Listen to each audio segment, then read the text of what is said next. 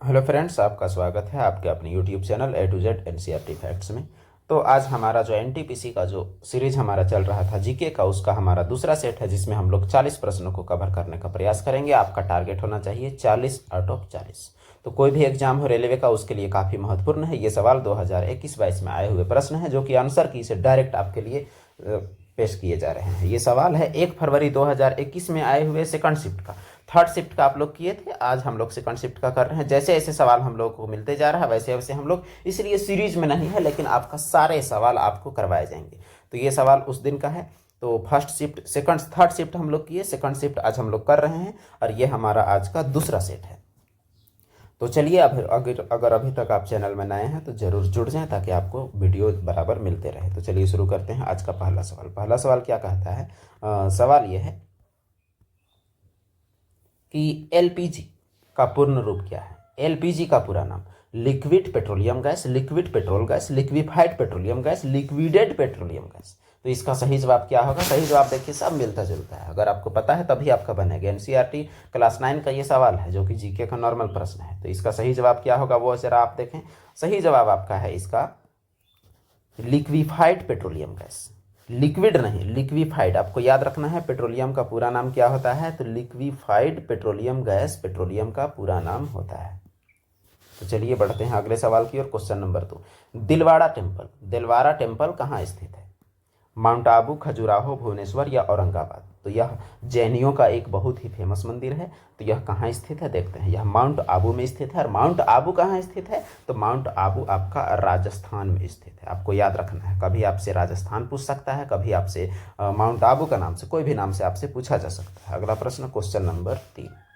सवाल कहता है कि संसद, भारत की संसद में पहला लोकपाल विधेयक कब पेश किया गया था? तो लोकपाल, जिसे ओम्बुड्समैन की संज्ञा भी दी जाती है, जो कि भ्रष्टाचार निवारक का कार्य करने के लिए यह सिस्टम बनाया गया है। तो लोकपाल विधेयक जो है सबसे पहले कब पेश किया गया? 1968, 1975, 1965 या 1972? तो सबसे पहले लोकपाल विधेयक जो है वो पेश किया गया था 1968 के समय में। कब पेश किया था याद रखना है आपको। 1968 में पहली बार लोकपाल बिल पेश किया गया था। बिल के रूप में, एक्ट तो बना था नहीं। अगला प्रश्न, क्वेश्चन नंबर 4। प्रदूषित हवा में निम्न में से किसकी मौजूदगी के कारण हे फीवर होता है? तो हे फीवर बुखार का एक प्रकार है। तो किसकी मौजूदगी की वजह से हे फीवर होता है वो आपको जवाब देना है।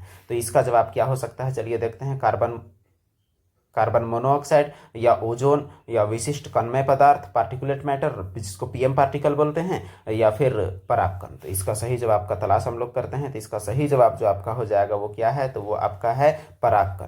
तो परागकण जो है जिनकी वजह से पौधों में जनन की प्रक्रिया आगे बढ़ती है, तो वही परागकण की वजह से हे फीवर होता है। हालांकि परागकण का पहला इफेक्ट आपका एलर्जी होता है, लेकिन उसके बाद दूसरा इफेक्ट आपका इसका क्या है? हे फीवर है। अगला प्रश्न, क्वेश्चन नंबर 5। सवाल है कि मानसून पूर्व वर्षा यानी प्री मानसून बारिश जो केरल और कर्नाटक के तटीय क्षेत्र में एक सामान्य घटना है, मानसून आने से कुछ दिन पहले, उसको स्थानीय तौर पर क्या कहते हैं? आम्र वर्षा, मैंगो शोवर, मंजरी वर्षा, ब्लोजम शोवर, काल वैसाखी, नॉरवेस्टर्स, या फिर शीत वर्षा, विंटर शोवर? तो जो गर्मी में जो प्री मानसून बारिश आती है उसे हम लोग क्या कहते हैं? खास करके केरल और कर्नाटक में जिसकी वजह से आम की खेती बहुत अच्छी होती है उसे आम्र वर्षा कहते हैं। और पश्चिम बंगाल में जो विशेष प्रकार की जो वर्षा होती है उसे नॉर्वेस्टर या फिर काल वैशाखी कहा जाता है। अगला प्रश्न, क्वेश्चन नंबर 6। सवाल कहता है विश्व रेड क्रॉस दिवस।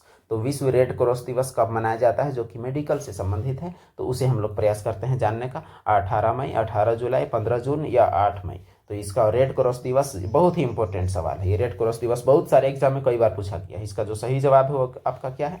8 मई। 8 मई को अंतर्राष्ट्रीय क्रॉस दिवस मनाया जाता है, रेड क्रॉस दिवस। और रेड क्रॉस सोसाइटी जो है इसका मुख्यालय जेनेवा में है, आपको याद रखना है। अगला प्रश्न, क्वेश्चन नंबर 7। सवाल कहता है कि इफेड्रा प्लांट, इफेड्रा प्लांट एक विशेष प्रकार का पौधा है को किसके अंतर्गत वर्गीकृत किया गया है? ब्रायोफाइटा या एंजियोस्पर्म आवृत बीजी, जिम्नोस्पर्म अनावृत बीजी या टेरिडोफाइटा? तो आखिर ये क्या है? तो जीवों का वर्गीकरण काफ़ी काफ़ी आपका पेचीदा टॉपिक हो जाता है। इसी में आपका पूछा हुआ है कि जो इफेड्रा पौधे हैं इसको, इसका वर्गीकरण किस रूप में किया गया है? तो इसका सही जवाब क्या है? अनावृत बीजी। तो इसका वर्गीकरण अनावृत बीजी के रूप में किया गया है इफेड्रा प्लांट का। अगला प्रश्न हमारा है क्वेश्चन नंबर 10। सवाल कहता है आधुनिक कंप्यूटरों का जनक किसे माना जाता है? आधुनिक कंप्यूटर का जनक गॉर्डन ई मूरे, एलन ट्यूरिंग, चार्ल्स बेबेज या जेम्स गॉसलिन? तो इसका जो सही जवाब आपका हो जाएगा वो आपका क्या होगा? आधुनिक कंप्यूटर का जनक वो जवाब है आपका एलन ट्यूरिंग। आधुनिक कंप्यूटर में एलन ट्यूरिंग का भी नाम आता है, वॉन न्यूमैन का नाम आता है, चार्ल्स बेबेज आपका आएगा तो वो कंप्यूटर के जनक कहलाएंगे, ना कि आधुनिक कंप्यूटर का। अगला प्रश्न, अक्टूबर 2020 तक प्राप्त जानकारी के अनुसार भारत में सार्वजनिक बैंकों की संख्या कितनी है? जो कि अब तक वही है, उतना ही 2025 में भी, इसीलिए आपसे ये सवाल अब भी शामिल किया गया है। तो कितने बैंक है वो? 20, 21 या फिर 12 या 22? तो सही जवाब आपका क्या हो जाएगा? सही जवाब है 12। ये 12 क्यों है इसको भी बताएं। आपका पहले बैंकों की संख्या 21 थी, विलय करके कितना कर दिया गया? 12। 12 को विलय करके करने का टारगेट कितना है? 5, जो कि अभी हुआ नहीं है। जब हो जाएगा तो आपके लिए यह सवाल भी आपका पक्का बनेगा एग्जामिनेशन में। बैंकों का विलय काफ़ी महत्वपूर्ण टॉपिक है, इससे आप जरूर सवाल करें। अगला प्रश्न क्वेश्चन नंबर 18। HIV यानी ह्यूमन इम्यूनो वायरस का इलाज नहीं होने पर क्या हो सकता है?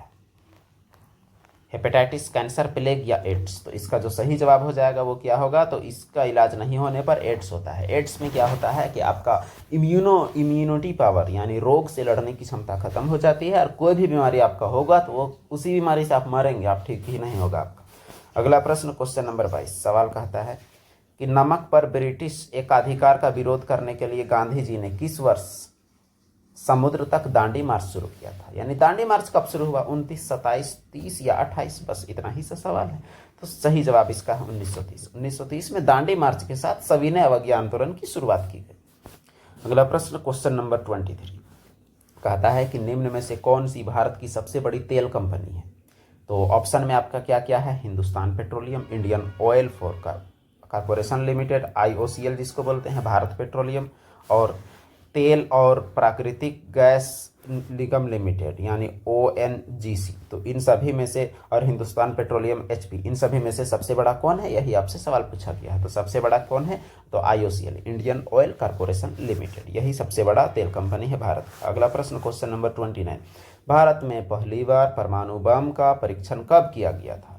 1974, 73, 99 या 76? यहाँ परमाणु बम का परीक्षण से सवाल पूछा गया है, तो जवाब क्या होगा? चलिए तलाशते हैं। 1974। आपको पता होगा कि 1974 में राजस्थान के पोखरन, एक मूवी भी बना हुआ है आपका पोखरन, उसे भी देखने पर आपको काफ़ी आइडिया मिल जाएगा।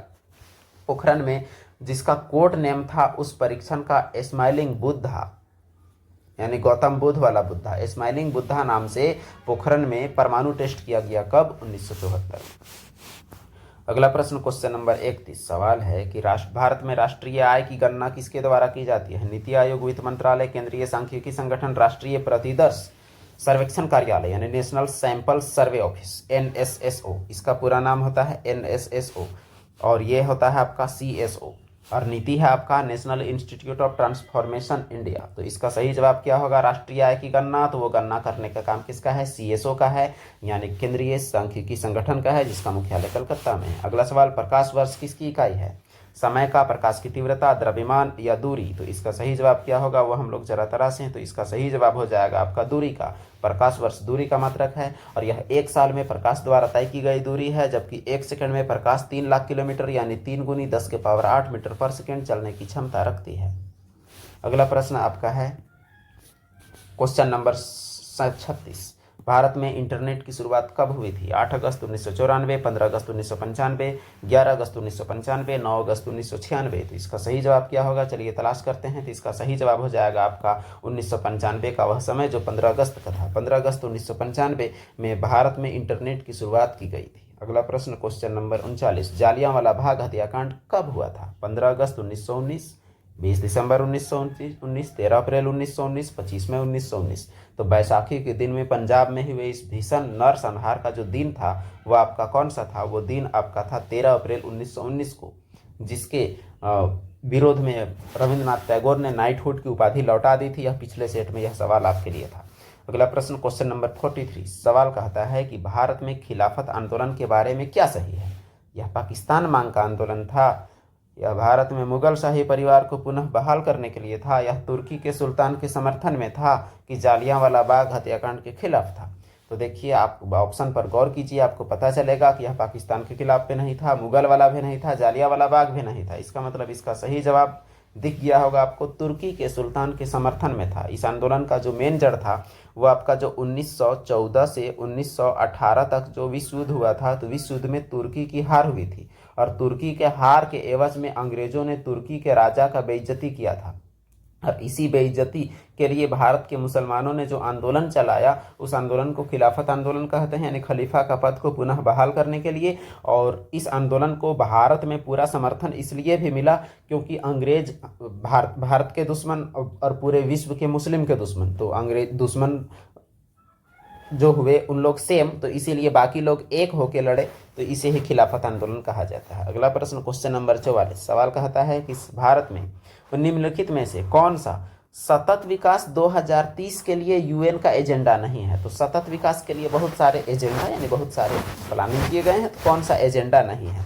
विश्व की आबादी को 1/3 कम करना, 2020 तक खाद्य सुरक्षा प्रदान करना, गरीबी ना हो उसे खत्म करना, यानी गरीबी किसी भी रूप में हो खत्म करना, राष्ट्र के भीतर और राष्ट्रों के बीच असमानता को कम करना। तो कौन सा नहीं है ये पूछा है, इसका मतलब ज़्यादातर हैं। तो चलिए, जनसंख्या को 1/3 तक कम करना, एक यानी 33% तक, 100 से 33 तक लाना, ये तो नहीं है और ये संभव भी नहीं है।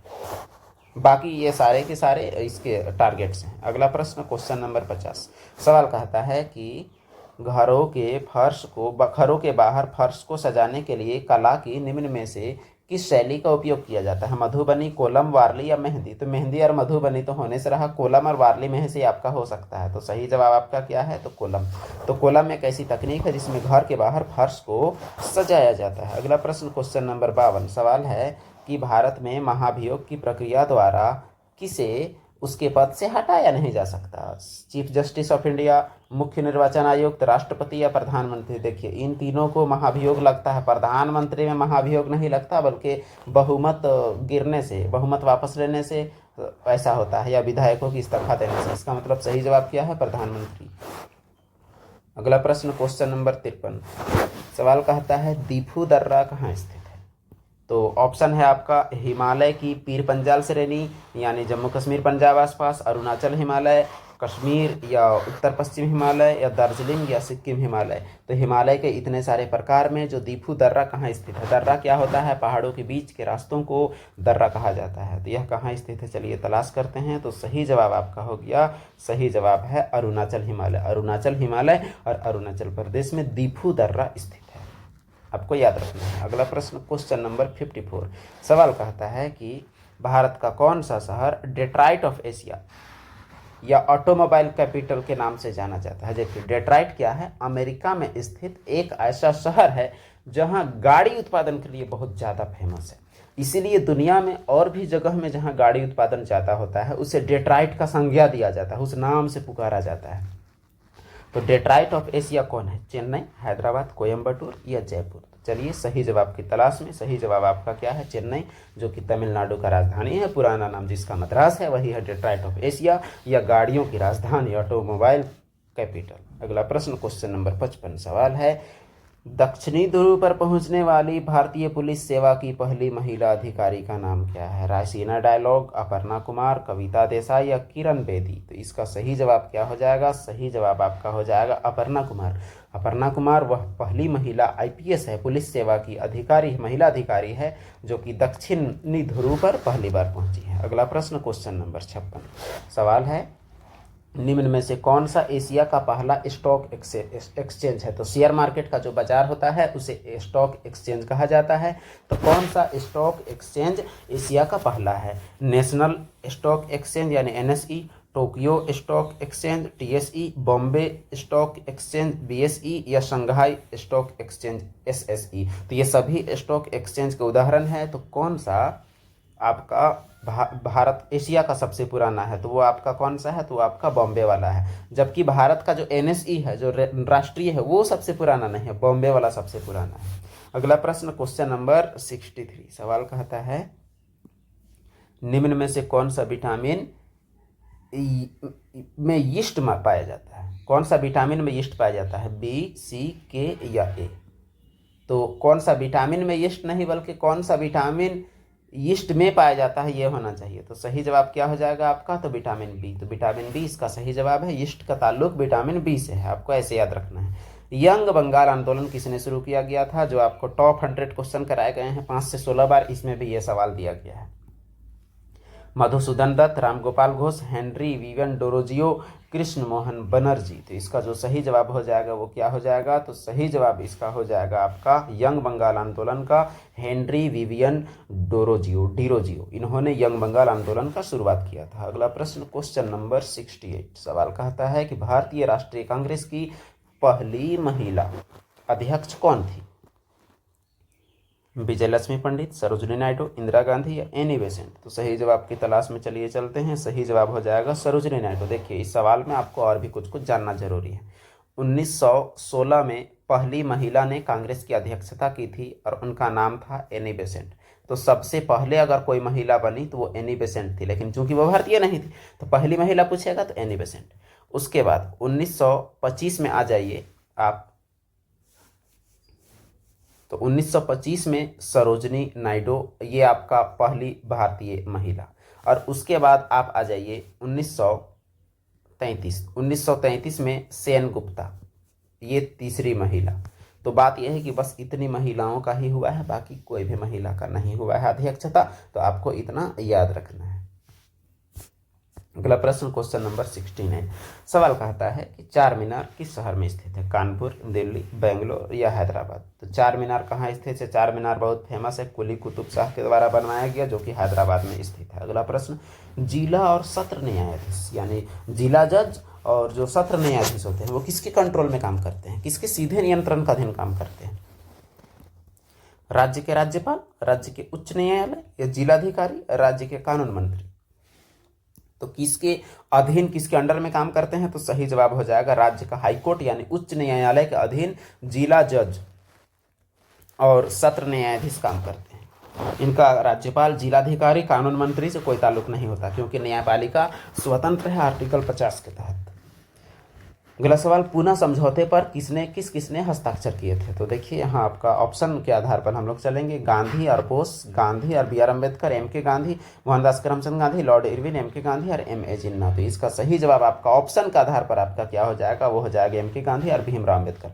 हालांकि इसमें सिग्नेचर हुआ था मदन मोहन मालवीय और बी आर अम्बेडकर का, लेकिन यहाँ ऑप्शन का अभाव है, इसीलिए आपका गांधी, क्योंकि ये सिग्नेचर किए थे गांधी की तरफ से, इसीलिए यहाँ गांधी लिखा हुआ है। खैर कोई बात नहीं, कोई दिक्कत वाली कोई बात नहीं है, हमारा सवाल सही होने से मतलब है। अगला प्रश्न है क्वेश्चन नंबर 73। ये सवाल थोड़ा नया है आपके लिए।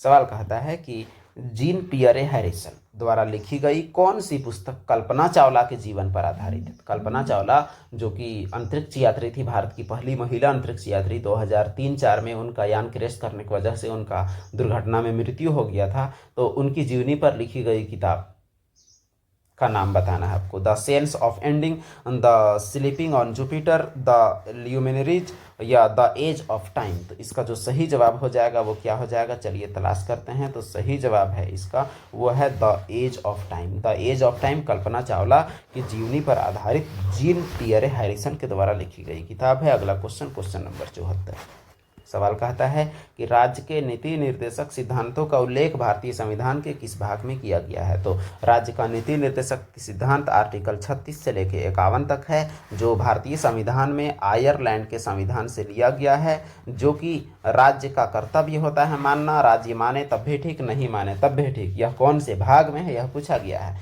तो यह कौन से भाग में है, चलिए जवाब का तलाश करते हैं। तो यह जवाब आपका भाग 4 होने वाला है। भाग 4 में DPSP अर्थात राज्य के नीति निर्देशक तत्व हैं DPSP, directive principle of state policy, article 36 से लेके 51 तक। इतना आपको याद रखना है। और एक नाम आपको याद रखना है आयरलैंड। अगला प्रश्न क्वेश्चन नंबर 76 वैश्विक खुशहाली इंडेक्स, वैश्विक खुशहाली रिपोर्ट, वर्ल्ड हैप्पीनेस रिपोर्ट पहली बार किस वर्ष प्रकाशित की गई। तो जो कि प्रत्येक देश में कौन सा देश के लोग कितना खुश हैं इस चीज़ का आंकड़ा जारी करता है, 2015, 12, 10 या 17। तो इसका जो सही जवाब है वो क्या हो जाएगा, उसे हम लोग देखते हैं। पहली बार यह रिपोर्ट 2012 में प्रकाशित की गई थी, वर्ल्ड हैप्पीनेस इंडेक्स या विश्व खुशहाली रिपोर्ट। अगला प्रश्न क्वेश्चन नंबर 77 पेनिसिलियम क्या है। तो पेनिसिलियम एक आपका एंटीबायोटिक है, आपको पता है पेनिसिलियम जो कि अलेक्जेंडर फ्लेमिंग के द्वारा खोज किया गया था। लेकिन इनमें से क्या है, विषाणु, कवक, जीवाणु या शैवाल? तो इसका जो सही जवाब हो जाएगा वो आपका क्या होगा, वो चलिए तलाशें हम लोग। तो उसका सही जवाब हो जाएगा आपका कवक।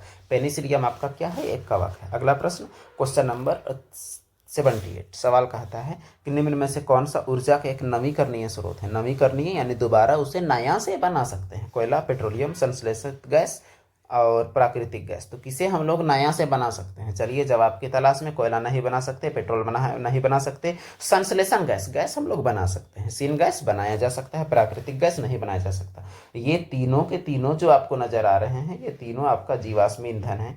और जीवाश्मी ईंधन जो फॉसिल फ्यूल जो होते हैं, इन्हें दोबारा नहीं बनाया जा सकता, इन्हें बचाने की सख्त जरूरत है। अगला प्रश्न आपका है क्वेश्चन नंबर 82, सवाल कहता है विश्व के सबसे अधिक प्राकृतिक गैस यानी सीएनजी का भंडार किस देश में है? रूस, यूएई, ईरान या इराक? तो सबसे ज्यादा प्राकृतिक गैस का भंडार किस देश में है? तो सही जवाब आपका है रसिया। तो रसिया जो कि दुनिया का क्षेत्रफल का आधार पर सबसे बड़ा देश है, और प्राकृतिक गैस का भंडार उसी के पास सबसे ज्यादा है। अगला प्रश्न क्वेश्चन नंबर 85, सवाल है 6ठी शताब्दी ईसा पूर्व के प्रारंभ में भगवान महावीर का जन्म किस स्थान पर हुआ? मगध, पाटलिपुत्र, वैशाली या सारनाथ? तो महावीर जैन का जन्म का स्थान आपसे पूछा गया है। सही जवाब देखिए क्या है, सही जवाब आपका है वैशाली। तो वैशाली के कुंड ग्राम में इनका जन्म हुआ था भगवान महावीर का, जो कि जैन धर्म के संस्थापक है और 24वें तीर्थंकर हैं। अगला प्रश्न, नीचे दिए गए विकल्पों में से विकल्पों की सूचीबद्ध 4 प्रकाशनों में 3 किसी प्रकार संगत है, एक असंगत है। 3 सेम है और एक अलग है। अब देखिए कि ये क्या है, the times of India, Hindustan times, outlook, Indian express. तो आखिर ये जीके का प्रश्न है, जब तक आप नहीं जानिएगा तब तक आपका नहीं होगा। कभी कभी इसे रीजनिंग में लोग भूलवश समझ लेते हैं, तो रीजनिंग का भी ऐसा सवाल पूछता है, लेकिन ऐसा जब फैक्चुअल प्रश्न हो तो आपका जीके का सवाल बन जाता है। तो ये जो सवाल है आपका, ये सवाल में आपका देखते हैं इसका सही जवाब। तो देखिए इसका सही जवाब क्यों है वो भी आपको बताएंगे। इसका सही जवाब हो जाएगा आपका आउटलुक। आउटलुक क्यों है, देखिए ये तीनों प्रकाशन हैं, ये तीनों आपके न्यूज़पेपर हैं। और ये जो आउटलुक है, ये आउटलुक का तो संबंध ये एमएस वर्ड वाले एमएस ऑफिस से है, ये तो कंप्यूटर से रिलेटेड टर्म है। तो ये सभी सेम हो ही नहीं सकते। इसका मतलब इस वजह से ही जो इसका सही जवाब है वो क्या है, आउटलुक है। इस प्रकार आज का हमारा हमारा ख़त्म हो गया सवालों का सीरीज़। तो ये रहा आपका लगभग 40 सवालों का एक श्रृंखला, जो कि आपका एग्जाम में 40 आउट ऑफ 40 लाने के लिए आपके लिए मददगार साबित होगा। तो आपको हर हाल में लाना है इतना। इसी प्रकार के सीरीज़ के लिए आने वाले वीडियो का इंतजार करें, और कमेंट बॉक्स में आप ज़रूर बताएं कि वीडियो कैसा लगा। कोई भी सवाल में डाउट हो या एक्सप्लेनेशन का नीड हो तो आप ज़रूर बताएं, आपको ज़रूर मदद प्रोवाइड करने का प्रयास किया जाएगा। तो धन्यवाद, फिर मिलते हैं अगले वीडियो में। बाकी चैनल को ज़रूर बढ़ाइए ताकि हमें वीडियो बनाने में मोटिवेशन मिले। धन्यवाद।